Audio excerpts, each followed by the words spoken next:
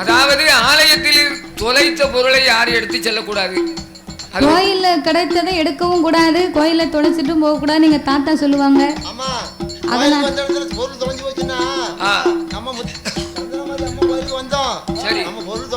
அப்படின்னு மனசு சங்கடப்படும். அதனால யாராவது எடுத்திருந்தாலும் நிர்வாகத்துல கொண்டு வந்து கொடுங்க. அம்மா அதுல இருந்து உங்களுக்கு கூட ஒரு மடங்கு கொடுப்பா.